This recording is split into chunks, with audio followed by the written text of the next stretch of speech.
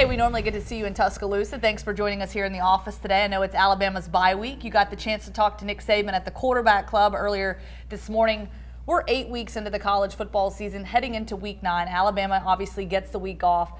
Overall, when you look at their body of work over the last 8 weeks of the season, what have you seen from this Alabama team in terms of the improvement and where they stand heading into the back half of the season? All right, you've seen some evolution, I guess the way they played on both sides of the ball.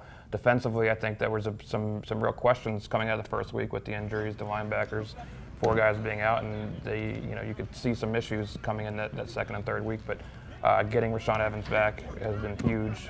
He's been a big part of things the last few weeks.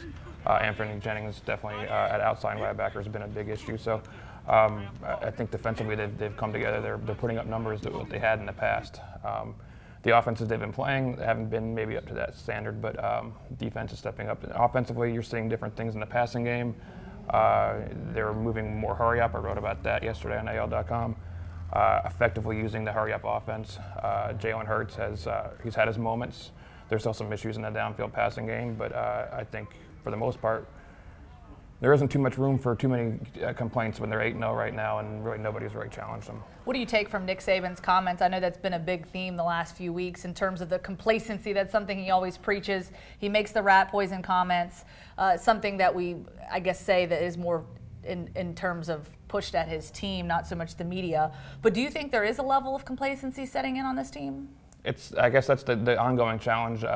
What you heard from what Nick Saban said about last week, that the practices were sluggish and they weren't doing well. You could just tell from the way he was speaking about it.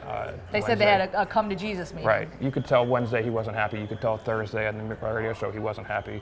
And it does make sense that when you're 7-0, 8-0, and no one's coming at you, and it looks like the rest of the country is kind of slipping off. There's so many teams that are losing that who really will challenge them.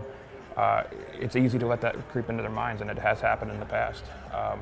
2013, he talked about that Iron Bowl kick 6, that it wasn't just that kick, it was the whole week leading into it. They weren't mentally, they were losing that edge.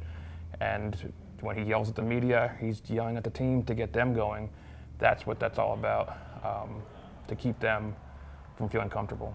Okay, so when we look at Alabama's schedule, they get the bye week, then they bring LSU. They get LSU at Bryant-Denny Stadium. They get Mississippi State, and then they obviously go on the road for Auburn the last week of the regular season for the Iron Bowl.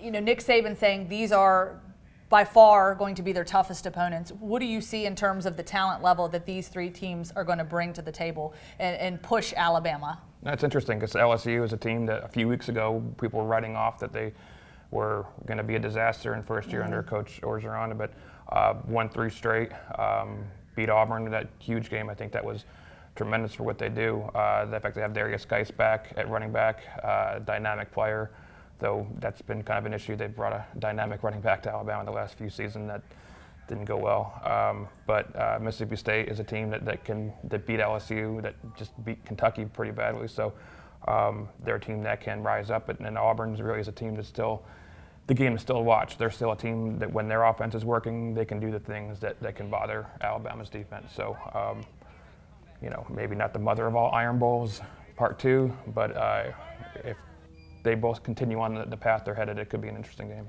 Okay, I want to last couple of questions for you. Taking a look at the offense and defense, we'll start with the offense. Who on the offensive side of the football has maybe surprised you the most this season? There may be a few. There aren't as many, maybe as big, obvious ones, maybe as defense, but Herb Smith at tight end has done pretty well with his blocking. He had a few catches Saturday, the fumble that wasn't. Hale Henches at tight end as well has looked pretty good. But there aren't, there's some freshman receivers, the Jerry Jeudy's, Henry Ruggs, 5 catches, 5 touchdowns.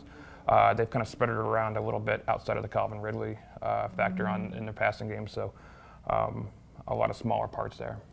Okay, then on the defensive side of the football, who has really jumped off the paper to you this season? You can't ignore Levi Wallace. I mean, he's a kid who came in unrecruited, walk-on. I really didn't even know who he was until maybe some point last season. And now he's, an All-American candidate, 3 interceptions, only pick 6 of the season.